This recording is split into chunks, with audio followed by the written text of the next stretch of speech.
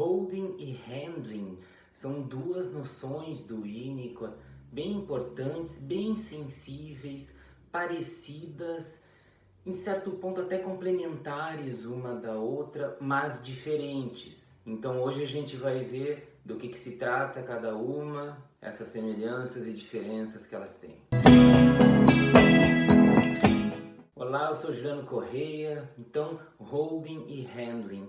Eu vou ficar a maior parte do tempo falando esses termos em inglês porque os meus livros que eu tenho em português do Winnicott, que são mais antigos, eles geralmente vêm com esses termos em inglês, muitos artigos também, não todos, muitas coisas já têm uma tradução. Então, só para a gente se entender, holding geralmente é traduzido por suporte, é uma contenção, e handling é o lidar, é um manuseio do bebê, que a gente já vai ver. Então, primeiro o holding.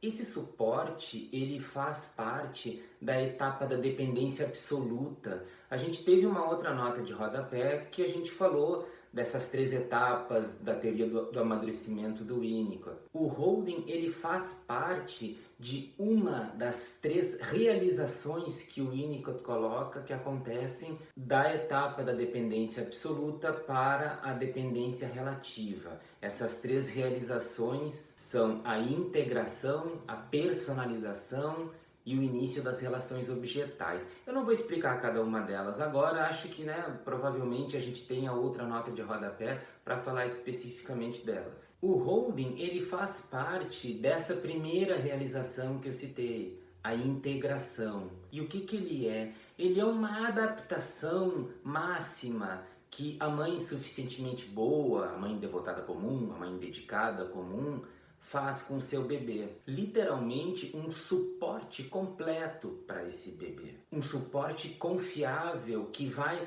além das necessidades físicas que esse bebê tem. É um apoio egóico para esse ego imaturo do bebê, porque as coisas estão todas em formação.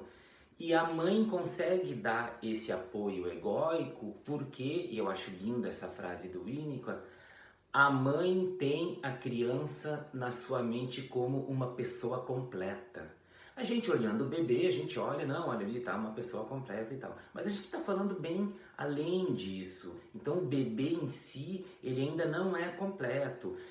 Um monte de coisas, como o ego que eu falei, elas estão se formando, se interligando, se desenvolvendo. Nesse sentido que ele não é uma pessoa completa. Mas esse suporte, esse holding que a mãe fornece, esse apoio egóico, ele é essencial para que esse processo possa ir se desenvolvendo. E esse apoio egóico, ele vai sendo confiável por causa da rotina. O Winnicott, ele diz que a palavra mais importante na vida de um bebê é monotonia. Monotonia, ele quer dizer uma coisa que eu repito muitas vezes aqui, que é a repetição.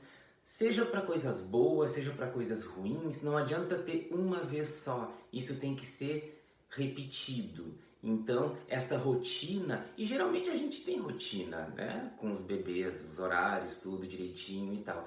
Isso faz com que esse suporte seja confiável, com que o bebê sinta esse suporte como confiável. Ele aceita esse suporte como um dado do ambiente e isso faz com que ele possa ficar determinados momentos, por alguns períodos, não integrado, sem que isso ameace a existência, a continuidade da existência.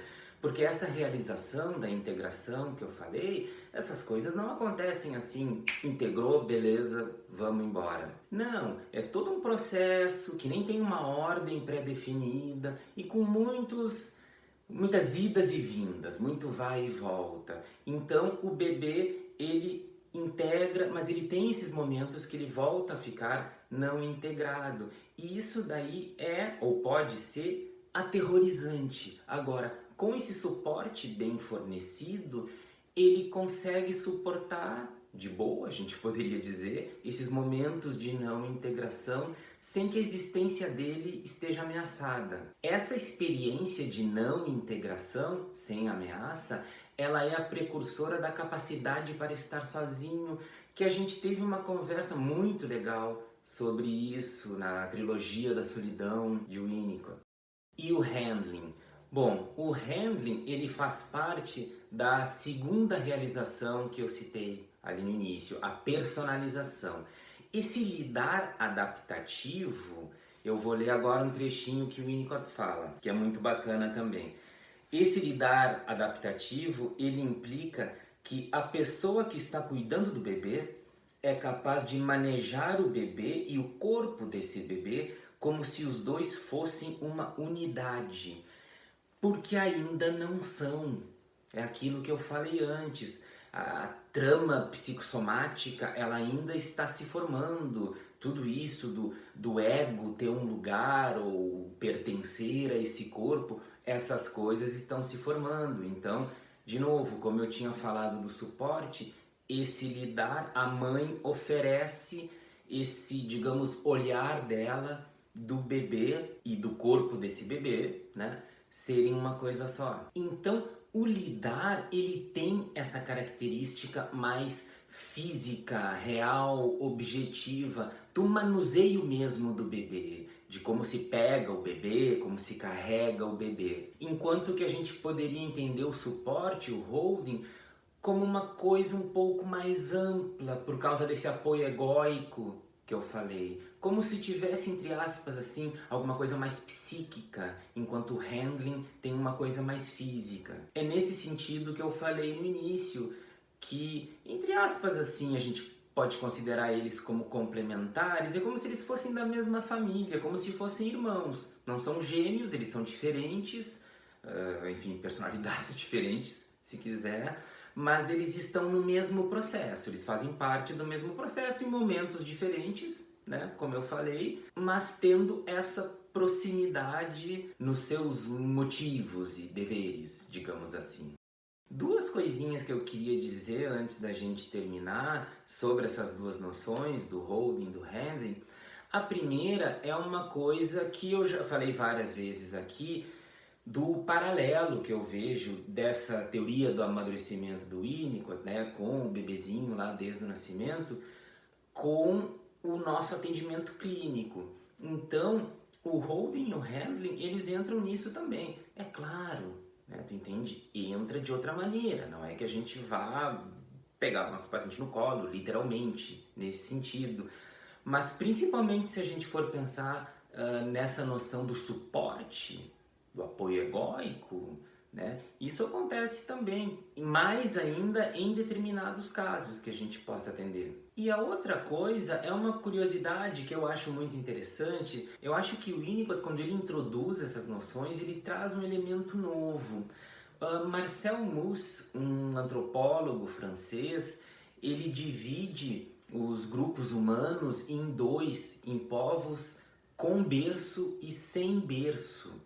Pode parecer meio estranho esses nomes assim, mas nós, no caso, seríamos povos com berço, que significa o quê? A gente carrega as nossas crianças, nossos bebês em berços, nos carrinhos, né, em coisas do tipo, enquanto tem outros povos que são sem berço porque durante os 2, 3 primeiros anos da criança ela é carregada pela mãe, junto da pele da mãe.